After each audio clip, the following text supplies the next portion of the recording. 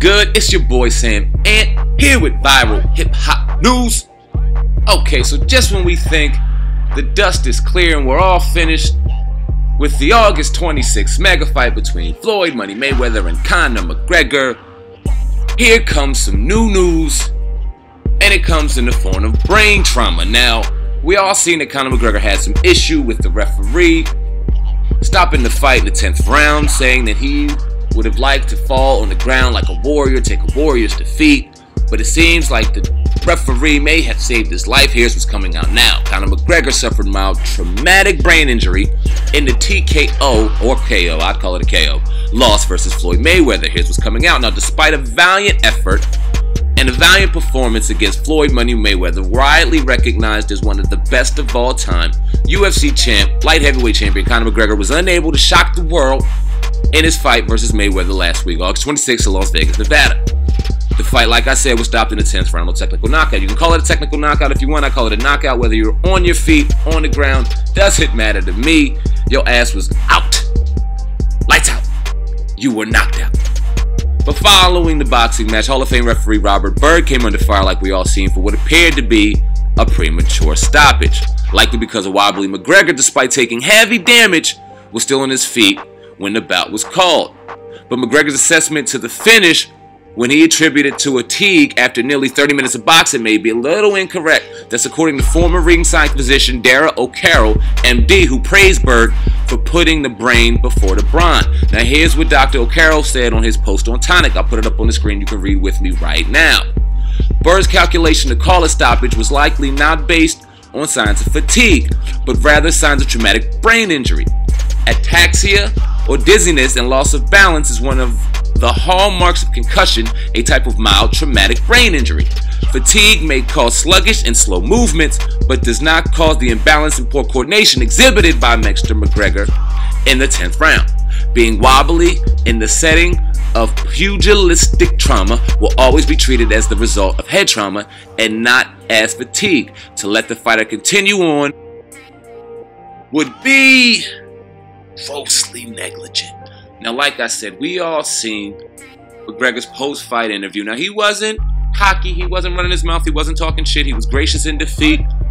All that he asked is that he went down like a man, went down like a warrior, took the warrior's defeat, but at what cost?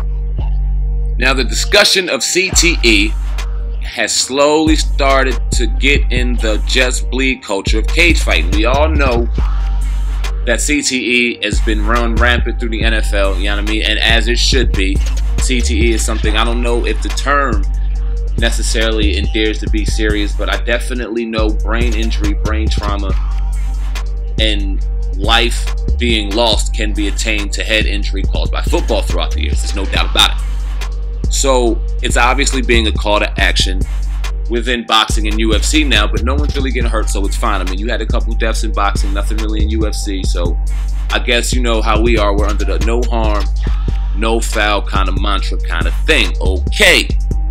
Now, I don't want everyone to get too far ahead of themselves and get too crazy with the brain traumatic injury caused by McGregor. I don't see this being a situation where the man's career is in danger. Now, let's keep it real.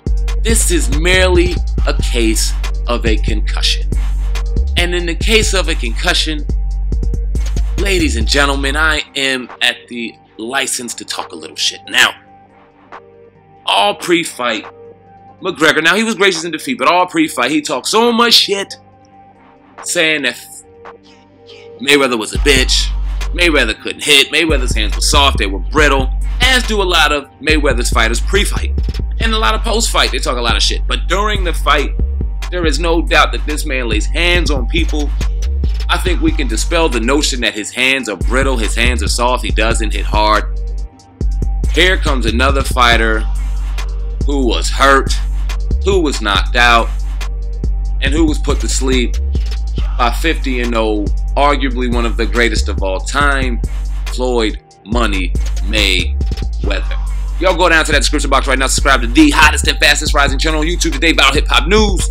Also, while you're down there, hit the link to our Twitter handle at Viral Hip Hop News. I sincerely appreciate it. And if you're into notifications, if you're into getting the fastest and hottest news clear off the press go to my homepage right now, click the bell, make sure you click it 2 times to get the notifications hot off the press. Always raw, real, uncut, and if it's up to the people, it is viral. Viral hip-hop news. Subscribe right now. Oh, what a wonderful feeling. What a feeling to be winning. What a feeling to be. Revolution. Oh, what a wonderful feeling. Nigga, we made it. What a feeling to be winning. Fuck y'all. What a feeling to be. What a feeling to be winning.